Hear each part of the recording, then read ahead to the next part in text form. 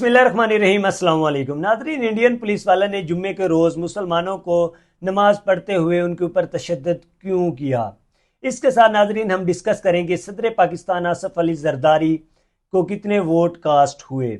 और नाज़रीन इसके साथ हम अगला मामला डिस्कस करेंगे कि मरियम नवाज शरीफ लोगों के घरों में जाती हैं, कितना पेट्रोल खर्च करती हैं और उनके घर जाकर करने क्या जाती हैं।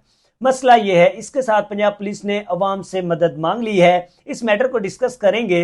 नाजरीन मैं हूं आपका मेज़बान नवीद अहमद वड़ैच। IM वर्ल्ड पर मौजूद आप सबको खुशामदीद कहता हूं और आपसे गुजारिश है कि आप हमारे इस चैनल को सब्सक्राइब कर दें। नाजरीन मैं अपने खबरों का सिलसिला एक छोटे से ट्वीट से करूंगा जिसके पीछे बहुत बड़ी कहानी है। नाजरीन मैं इस मैटर को डिस्कस इस तरह करूंगा कि मियां मोहम्मद शहबाज शरीफ एक ऐसे वजीर आजम बने हैं जिन्होंने पूरे मुल्क में ट्विटर को बंद किया हुआ है और बंद करके खुद ट्विटर पर VPN लगाकर ट्वीट करते हैं। ये हैं इस्लामी जमहूरिया पाकिस्तान के 25वें वजीर आजम मियां मोहम्मद शहबाज शरीफ। इनकी ये हरकत ना गुज़ेर है, मतलब कि ना काबिले यकीन है, बल्कि लोगों को पसंद नहीं आई। और ये पूरी दुनिया में जिस तरह लोगों से ट्वीट में शाबाशी ले रहे हैं, नरेंद्र मोदी जैसे लोगों से शाबाशी ले रहे हैं और खुद VPN लगाकर ट्वीट कर रहे हैं, इसी तरह पाकिस्तान की IT डिपार्टमेंट, IT जितनी भी डेवलपमेंट्स होती हैं वो डैमेज होती हैं।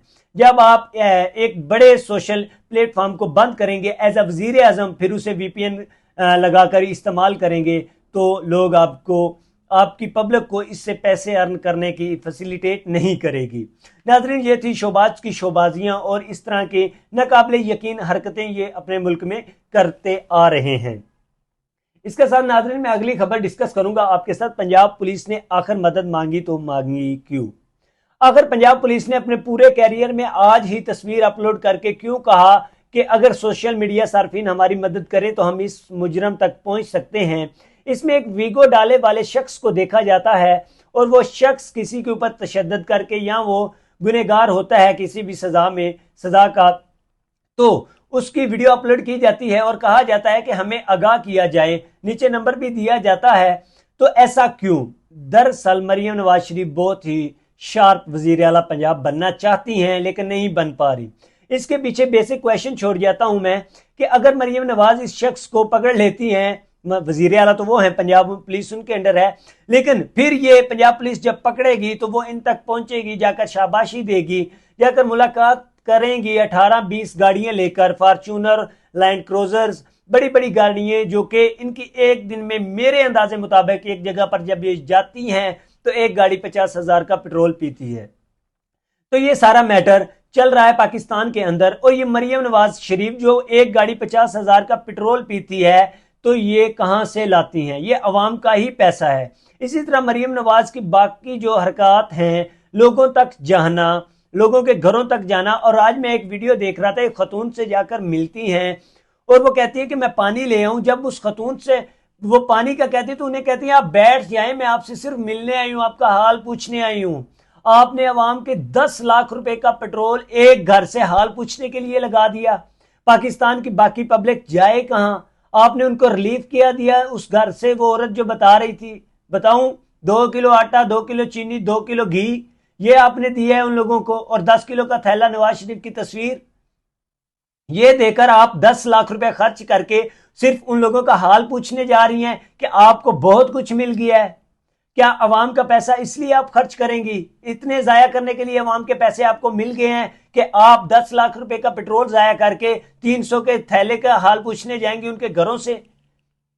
आप अजीब किस्म की वजीर आला बन गई हैं और अवाम को आपने तंग किया हुआ है। इसके साथ सदारती इंतखाबात जारी थे और मैंने एडवांस ही सदर पाकिस्तान आसिफ अली जरदारी को कह दिया।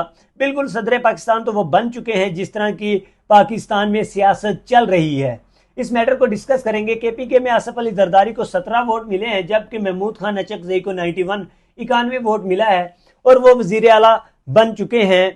वजीर आला कह रहा हूं, वो उधर से महमूद खान अचकजई आगे हैं। उसके बाद सिंध असम्बली में चलते हैं। 215 वोट आसिफ अली जरदारी को मिले हैं जबकि 100 वोट महमूद खान अचकजई को सिंध असम्बली से मिला है और उधर से वो पीछे हैं। और तीसरी असम्बली बलूचिस्तान की असम्बली बच जाती है जिधर से 91 वोट कास्ट हुआ है جس میں سے 64 ووٹ سندھ آصف علی زرداری کا ہے اور باقی ووٹ آزاد مطلب کہ ڈالے ہی نہیں گئے، JUI نے ڈالے ہی نہیں، کیونکہ مولانا فضل الرحمان کسی کی گود میں بیٹھنا چاہتے ہیں اور انہیں وہ گود پسند نہیں آ رہی کہ کس کی جولی میں وہ جا کر بیٹھیں۔